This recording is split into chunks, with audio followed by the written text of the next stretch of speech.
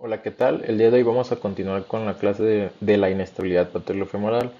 Ya el día de hoy más enfocado a lo que es el análisis de los estudios de imagen y el tratamiento adecuado dependiendo a lo que encontramos tanto en los estudios de imagen como en la exploración física. Soy el doctor Iván Vladimir Cárdenas García. Nos encontramos en el Centro de Ortopedia y Medicina del Deporte y el profesor titular es el doctor José Alberto Reyes Pedrosa.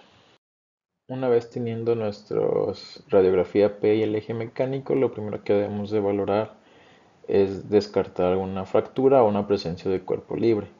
En nuestro eje mecánico debemos de medir el ángulo Q, el cual es de 10 grados en hombres y de 15 en mujeres, y que como mencionamos previamente, el aumento del ángulo Q conduce a un desplazamiento lateral relativo de la rótula, lo que nos puede aumentar el riesgo de inestabilidad patelofemoral.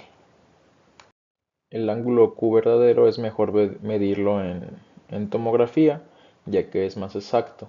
Se debe de medir en reposo y con contracción para valorar si es capaz la musculatura de compensar el ángulo Q en caso de que éste esté alterado. En nuestra proyección lateral vamos a valorar la altura rotuliana. Esta se debe de medir en una radiografía a 30 grados de flexión. Hay distintos métodos para valorar la altura de la rótula. El primero que vamos a ver es el de la línea de Blumenstadt, el cual al trazarse, esta línea debe de extenderse hasta el polo inferior de la rótula. Posteriormente está el ángulo de Insel-Salvati, que es la relación que existe entre la longitud del tendón rotuliano y el diámetro sagital más largo de la rótula. Insal determinó que esta relación es normalmente de 1 y va de 1 a 1.2. En caso de que sea menor de 1 se considera una rótula ínfera y mayor de 1.2 es una rótula alta.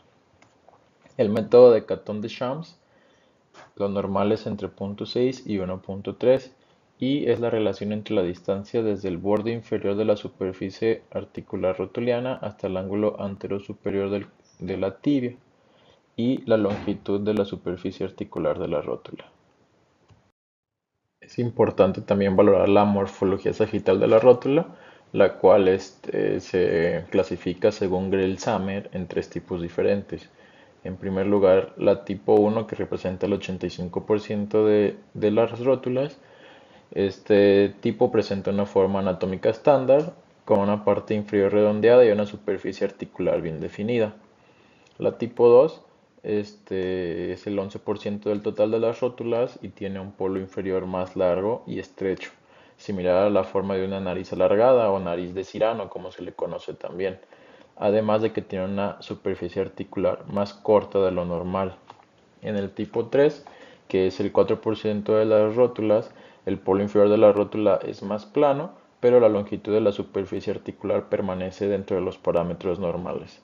Es importante clasificarlas porque se ha visto que el índice de Insel-Salvati en el tipo 2 subestimó a la rótula alta y en el tipo 3 sobreestimó a la rótula alta. Entonces, Grell-Samer sugirió el uso del índice de Insel-Salvati modificado para medirlo junto con el índice de Insel-Salvati estándar en pacientes con formas sagitales inusuales de la rótula, en el cual se mide en una resonancia magnética y el punto de corte entre la normalidad y la rótula alta usando el índice de Insel-Salvati modificado es arriba de 2. Este se calcula dividiendo la longitud del tendón patelar entre la longitud de la superficie articular de la rótula. De igual forma, en nuestra radiografía lateral es importante saber localizar las referencias anatómicas de lo que es el cóndilo lateral, el cóndilo medial y el surco troclear femoral. Una vez que ya podemos identificar adecuadamente la anatomía normal en una radiografía lateral, ya podemos identificar lo que no está bien. En este caso son signos de una displasia troclear. En el, Empezando por el punto de cruce, que es este que está representado con la línea azul, que está acá. Este representa el punto más profundo del surco de la tróclea que cruza con el borde anterior de los cóndilos femorales. La línea roja, que es esta de aquí, representa un espolón supratroclear, que es una prominencia de la tróclea en la parte anterior de la corteza femoral. Y la línea verde, que es la línea de doble contorno, representa la faceta medial hipoplásica que está posterior a la faceta lateral. En 1987, Henry de Jure fue quien describió el crossing sign o el signo del cruce, que es la ubicación exacta donde el punto más profundo del surco troclear alcanza la misma altura que los cóndilos femorales, que esto lo podemos ver esquematizado en esta imagen.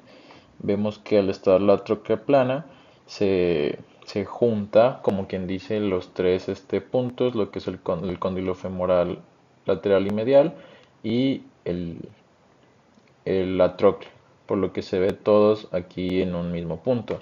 En cambio, cuando es una tróclea normal, vemos que no se ve de esta manera, que se ven los tres puntos distintos, tanto de los dos cóndilos como de la tróclea.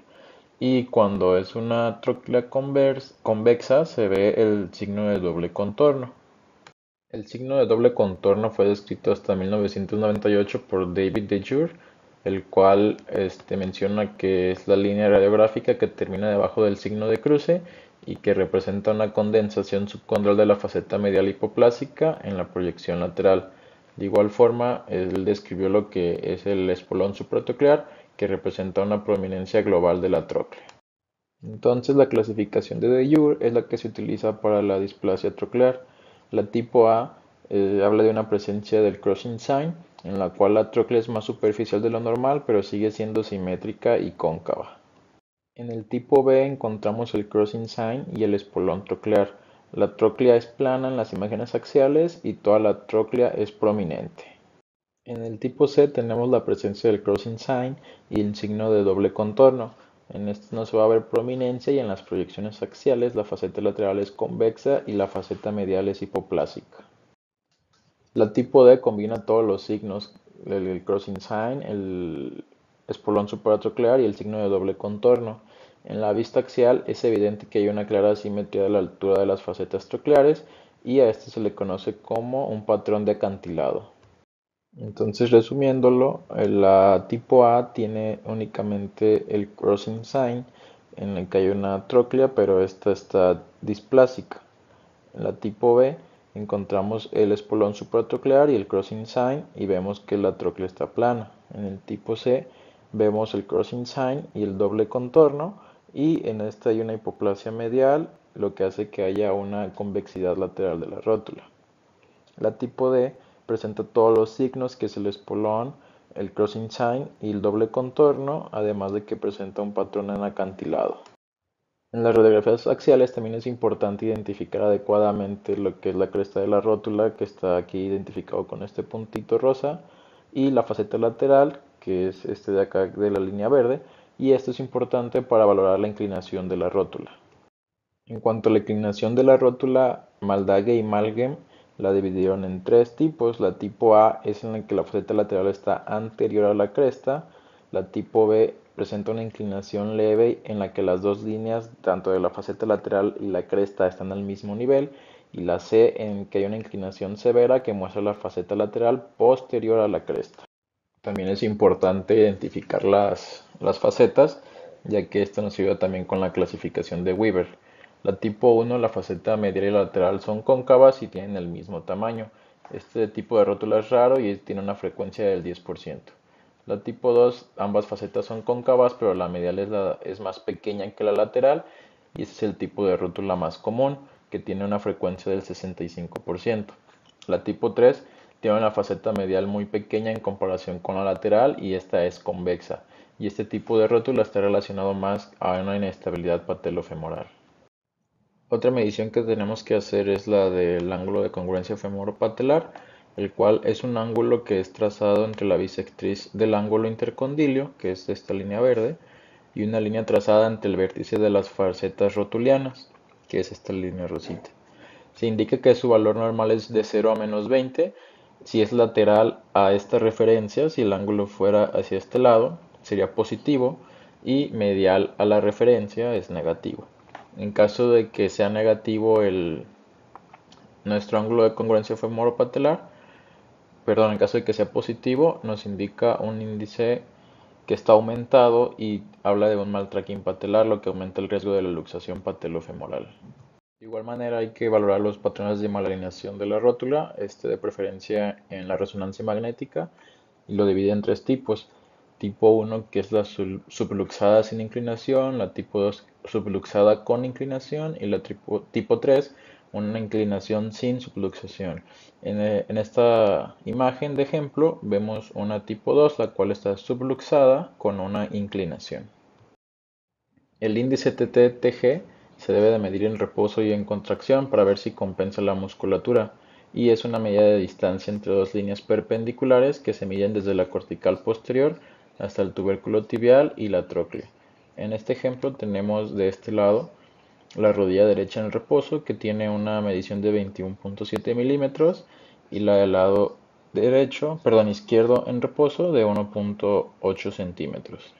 Vemos que la rodilla derecha en contracción no corrige y la rodilla izquierda tiene 2 milímetros de corrección con la contracción. De igual manera medimos la anteversión femoral, la cual es normal hasta 15 grados. Aquí tenemos los valores normales del lado derecho. Vemos que normal es 15 grados, una anteversión excesiva es mayor de 35 y una retroversión ya se considera cuando hay menos de 5. En estas imágenes que tenemos de ejemplo, vemos que la anteversión femoral izquierda es menor de 4, por lo que está disminuida, ya está en retroversión. La derecha está en 10, pero todavía entra dentro de los parámetros normales. Para valorar la torsión femoral, tenemos que medir el ángulo de anteversión femoral, el cual lo normal está situado entre los 10 y los 15 grados. Este ángulo se define como el ángulo que está formado entre el eje del cuello femoral y el fémur distal. Se identifica la línea que conecta el punto medio del cuello femoral y el centro de la cabeza femoral, y luego se determina la línea que conecta los puntos más posteriores de los cóndilos femorales mediales y laterales. El ángulo entre estas dos líneas proyectado sobre el plano axial del fémur se define como el ángulo de anteversión femoral. En este caso tenemos un ángulo para el fémur izquierdo de 3 grados y para el fémur derecho de 2 grados, lo cual nos habla de que está en valores disminuidos. El ángulo de torsión tibial externa se evalúa midiendo el ángulo de rotación de la tibia proximal en relación con la tibia distal. Se identifica la línea que conecta los puntos medios de los malleolos medial y lateral, y luego se detecta la línea que conecta los puntos más posteriores de la meseta tibial, medial y lateral. De igual manera, el ángulo entre estas dos líneas, proyectado sobre el plano axial de la tibia, se define como la torsión tibial externa. El ángulo normal es de 20 a 25 grados, y en el caso de estas imágenes que tenemos de ejemplo, ambas salieron con 25 grados. Una vez que ya estudiamos a nuestro paciente adecuadamente con todos los estudios de imagen necesarios que ya vimos, utilizamos el algoritmo de tratamiento que es el menú a la carta de Lyon. En el menú a la carta pues se trata de manejar la patología o el defecto que tiene el paciente, y pues dependiendo de lo que tenga es lo que se le va a ir realizando. En caso de que tenga aumentado el índice de TTTG, se puede hacer una medialización. En caso de que tenga una patela alta y una insuficiencia del ligamento patelofemoral, se hace la distalización, y cuando hay una deficiencia del patelofemoral también se hace la reconstrucción del patelofemoral. En caso de que presente una displasia de la tróclea, es necesario hacer una trocleoplastía. Y cuando presenta una rotación tibial mayor de 35 y una rotación femoral mayor de 15, es cuando se aconsejan hacer las osteotomías de rotación.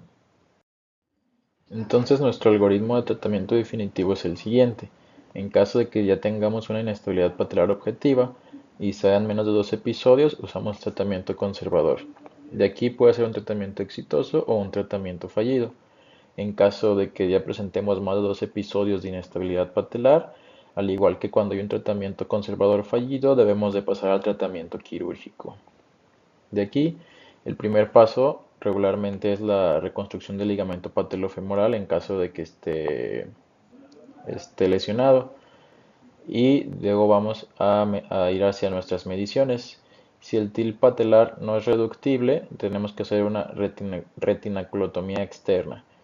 Si el índice TTTG es mayor a 20, tenemos que hacer una medialización de la tuberosidad anterior de la tibia. En caso de que tengamos una patela alta en el índice de Catton de Shams sobre 1 o 2, hay que hacer una distalización de la tuberosidad anterior de la tibia. Y en caso de que tengamos una displasia troclear Si es una tipo A y una tipo C, no realizamos ningún procedimiento extra, pero en caso de que sea una tipo de una B y una D, con una prominencia mayor a 4 milímetros, tenemos que hacer una troqueoplastía. Como conclusiones, tenemos que la articulación patellofemoral es una articulación compleja que depende tanto de su parte ósea como de los tejidos blandos para tener una estabilidad adecuada. La disfunción de la articulación patellofemoral, ya sea por dolor o inestabilidad, es una causa común de consulta médica. La mayoría de los casos simples de luxación de rótula se reducen espontáneamente y la luxación patellofemoral puede ir acompañada de una patología de rodilla más compleja. Por eso, aunque sea el primer episodio en nuestros pacientes, siempre es importante realizar los estudios adecuados para ver que no tenga algún déficit en el aumento del índice TTG o alguna torsión que esté condicionando que vuelva a luxarse esa rótula. La inestabilidad patellofemoral es una condición compleja que requiere un enfoque integral para su diagnóstico y tratamiento. La combinación de un diagnóstico radiológico detallado, un plan quirúrgico adecuado y una rehabilitación funcional son fundamentales para restaurar la estabilidad de la rótula y mejorar la calidad de vida de nuestros pacientes. Esto es todo por la clase de hoy. Muchas gracias por su atención. En caso de que tengan alguna duda o un comentario, lo pueden hacer llegar a través de las redes sociales.